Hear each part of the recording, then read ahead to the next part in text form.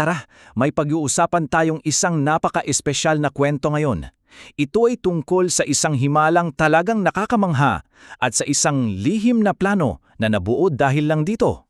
Alam nyo, minsan may mga bagay na sobrang ganda at imposible na imbes na maging masaya ang mga tao, natatakot sila.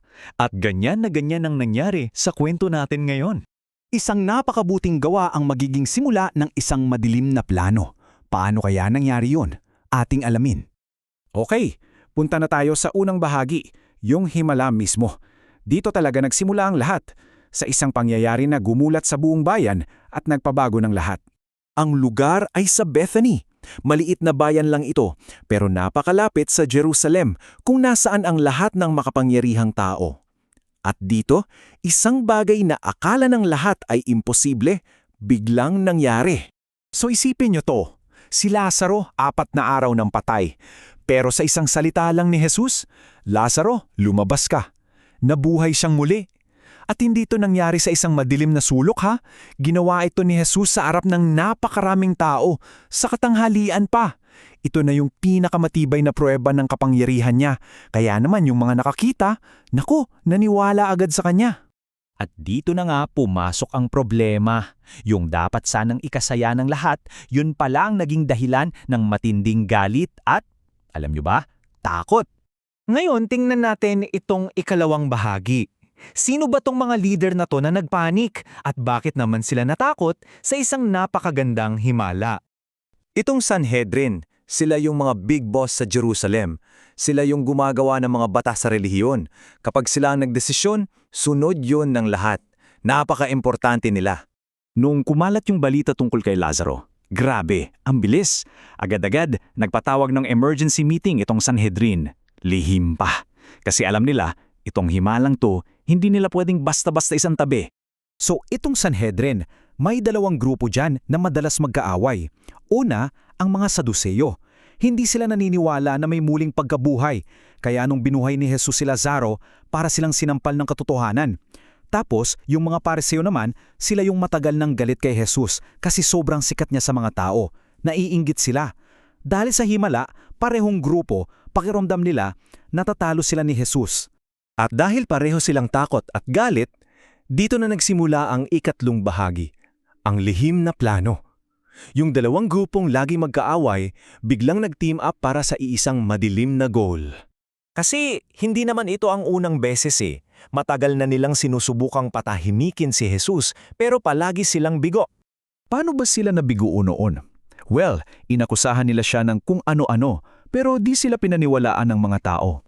Sinubukan nilang i-trick siya sa mga tanong pero laging mas magaling si Jesus sumagot. Nagpadala pa nga sila ng mga gwardya para aristuhin siya, pero mismong mga gwardya namangha sa kanya kaya hindi nila tinuloy. Lahat ng plano nila, palpak. Kaya ngayon, desperado na sila. So itong himala kay Lazaro, ito na yung naging final straw. Ito na yung nagtulak sa mga magkakaaway na ito para magkaisa. Nagkasundo sila sa isang nakakatakot na bagay. Kailangan nilang patigilin si Jesus, anuman ang mangyari. Dito na tayo sa ika-4 at pinaka-critical na bahagi. Sa gitna ng gulo at pag-aalala nila, isang tao ang tatayo. At siya ang magbibigay ng isang solusyon na nakakakilabot at babaguhin ang lahat.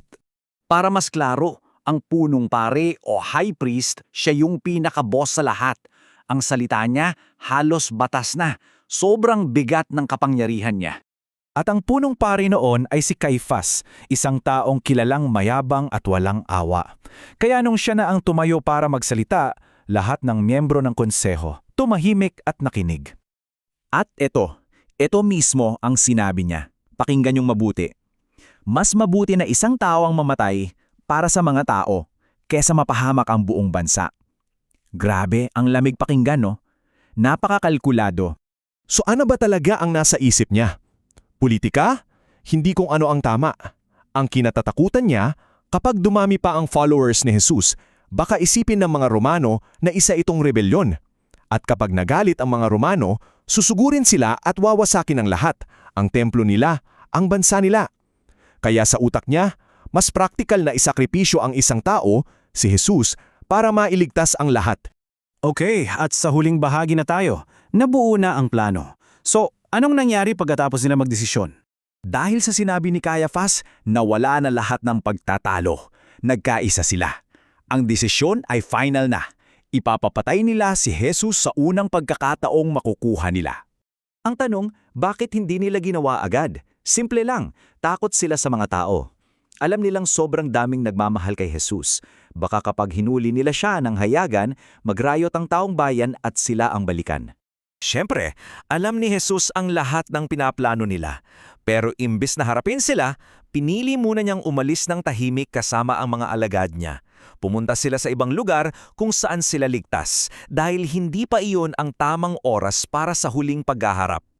At dito tayo magtatapos. Sa isang tanong na gusto kong iwan sa inyo. Nakakapagtaka, di ba? Paanong ang isang himala ng pagbibigay buhay ay naging dahilan para magplano ng kamatayan?